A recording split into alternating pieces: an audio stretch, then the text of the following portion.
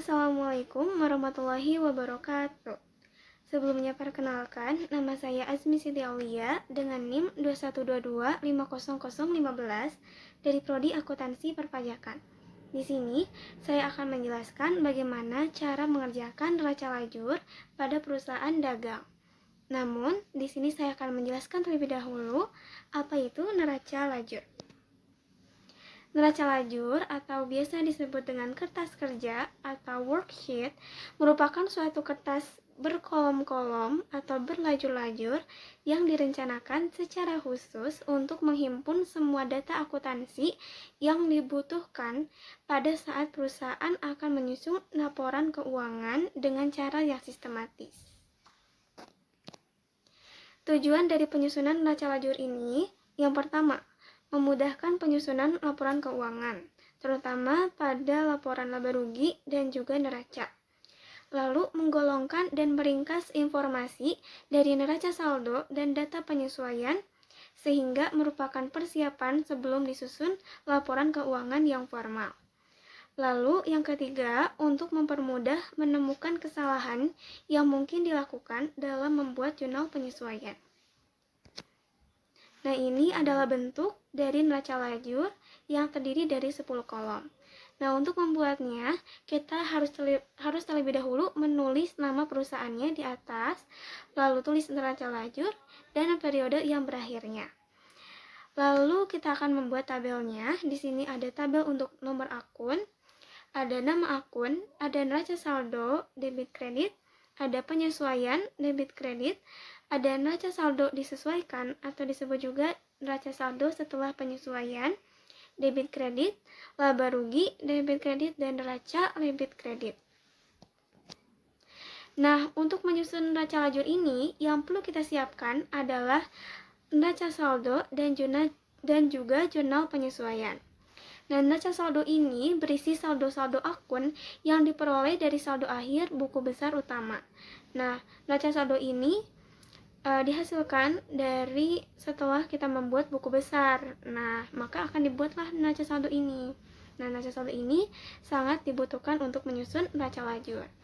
Lalu ada jurnal penyesuaian.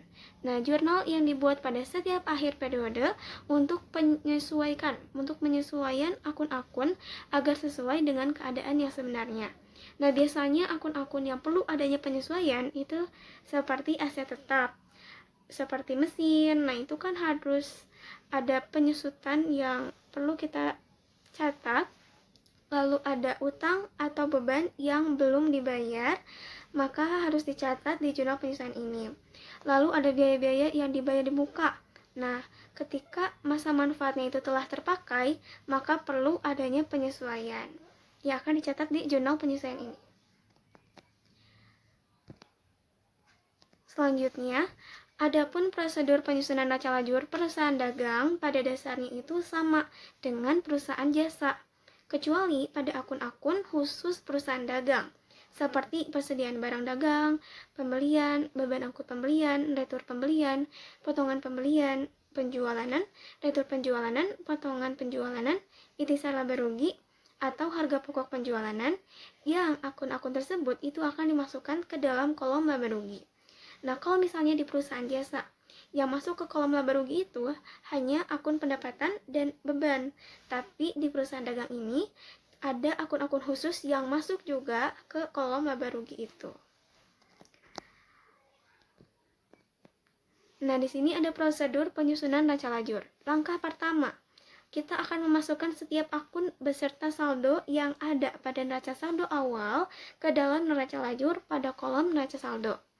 Langkah kedua, memasukkan data penyesuaian ke dalam neraca lajur kolom penyesuaian. Maksudnya, kita memasukkan semua akun-akun yang ada di jurnal penyesuaian, kita masukkan kepada neraca lajur yang ada di kolom penyesuaian. Lalu langkah ketiga, kita akan menjumlahkan atau mencari selisih antara kolom neraca saldo dengan kolom penyesuaian. Kemudian, masukkan hasilnya pada kolom neraca saldo disesuaikan atau neraca saldo setelah penyesuaian. Dan langkah keempat, kita akan memindahkan saldo akun nominal seperti pendapatan dan beban dan akun khusus perusahaan dagang yang ada di kolom neraca saldo disesuaikan ke kolom laba rugi. Selanjutnya, ada langkah kelima, memindahkan saldo akun real seperti aset, utang, modal yang ada di kolom neraca saldo disesuaikan ke kolom neraca. Dan langkah terakhir, kita akan menjumlahkan setiap kolom sisi debit dan kredit yang ada pada kolom laba rugi dan neraca. Dan selisih ini kita bisa menentukan apakah perusahaan itu menghasilkan laba dan menghasilkan rugi. Nah ini ya, maksudnya kalau misalnya selisihnya itu pada kolom laba rugi itu ada selisihnya di sisi debit dan di neraca itu ada selisih di sisi kredit, maka perusahaan itu menghasilkan laba. Tapi kalau misalnya selisihnya itu ada di laba rugi itu di sisi kredit dan selisih di neraca itu ada di sisi debit, maka perusahaan tersebut menghasilkan rugi. Nah, untuk lebih paham lagi tentang neraca lajur ini, kita akan coba langsung cara mengerjakan neraca lajur tersebut. Baik teman-teman, di sini saya sudah siapkan contoh soalnya. Pada perusahaan toko sembako Raya Indah, ini ada neraca saldonya dan ada jurnal penyesuaiannya. Nah ini ya teman-teman, dan dua ini harus kita udah ada gitu ya untuk menyusun neraca lajurnya. Nah karena di sini sudah ada, maka kita bisa langsung membuat neraca lajurnya. Nah untuk membuat neraca lajur ini, kita akan tulis terlebih dahulu nama perusahaannya, Toko Sembako Raya Indah. Lalu kita tulis neraca lajur di bawahnya, dan selanjutnya kita tulis periode yang berakhirnya. Dan selanjutnya di sini ada dalam ribuan rupiah. Nah, kenapa di sini saya tulis dalam ribuan rupiah? Di sini maksudnya saya akan menghilangkan 30 di belakang angka. Ada sini. Nah, jadi misalnya 20.270, artinya 20.270.000. Nah, kenapa dihilangkan gitu ya? Supaya mempermudah kita untuk menghitungnya, teman-teman, gitu ya. Oke, selanjutnya kita akan membuat tabelnya. Di sini ada nama akun, neraca saldo, debit kredit, jurnal penyesuaian, debit kredit, neraca saldo disesuaikan, debit kredit, laba rugi, debit kredit, dan neraca debit kredit. Nah, setelah kita membuat tabelnya, langkah pertama adalah kita memindahkan semua akun-akun beserta saldo-saldonya yang ada di neraca saldo ke dalam kolom yang ada di sini. Nah, ya. Nah, oke. Kita akan memindahkan semua yang ada di sini ke dalam neraca lajur. Nah, setelah kita pindahkan semuanya, nah di sini kita bisa ngecek nih apakah ada akun yang terlewat atau tidak. Kita bisa langsung menjumlahkan gitu ya. Dan harus balance, dan apakah jumlahnya sama dengan yang ada di neraca saldo. Nah, kalau udah sama berarti udah betul gitu ya. Lalu kita akan memindahkan akun-akun yang ada di jurnal penyesuaian ke kolom penyesuaian ini ya. Yang ada di sini nih. Nah, semua akun ini kita pindahkan di sini. Oke. Nah, kalau misalnya nih ada akun-akun yang ada di jurnal penyesuaian, itu tidak ada di neraca saldo ini. Nah, jangan khawatir, teman-teman bisa tambahkan akunnya ke sini. Oke. Nah, setelah itu kita masukkan saldo-saldonya, kita jumlahkan dan harus balance. Dan untuk memastikan apakah kita sudah memindahkan dengan benar atau tidak, maka kita lihat jumlahnya apakah sama dengan yang di sini. Oke, udah betul ya. Langkah selanjutnya, kita akan membuat neraca saldo setelah penyesuaian. Nah, caranya adalah kita memindahkan, kita menyesuaikan, kita menggabungkan neraca saldo dengan jurnal penyesuaian. Oke. Nah, di sini kita pertama kas dulu nih. Nah, karena kas di sini tidak ada penyesuaian, maka kita langsung aja saldonya pindahkan ke sini. Oke. Lalu di asuransi dibayar muka. Nah, di sini di penyesuaian ada nih di sisi kredit. Nah, bagaimana caranya? Caranya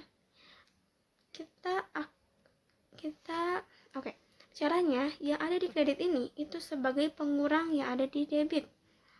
Maka 1.200 ini kita kurangi dengan 100, maka menghasilkan 1.100 di sisi debit. Lalu untuk piutang dagang, di sini nggak ada penyesuaian, maka kita langsung pindahkan. Kemudian di persediaan barang dagang, nah ternyata ada debit dan kredit. Nah itu bagaimana caranya? Nah caranya kita tambahkan terlebih dahulu yang ada debit. 5.000 tambah 4.000 menghasilkan 9.000, maka kita kurangi yang ada di kredit 5.000, maka menghasilkan 4.000 dan kita simpan di sisi debit. Selanjutnya ada pelengkapan. Nah pelengkapan ada di sisi kredit. Nah itu juga sebagai pengurang ya. Maka 1.500 kita kurang 500 menghasilkan 1.000. Kita simpan di debit. Lalu ada peralatan. Nah di sini karena nggak ada jurnal penyesuaian, maka kita langsung aja pindahin di sisi debit. Lalu diakumulasi penyusutan peralatan.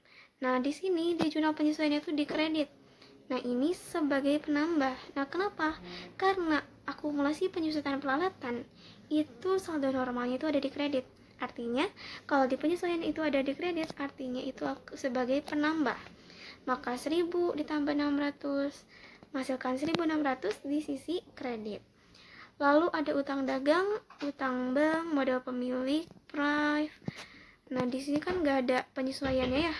Nah, di sini kita langsung aja tinggal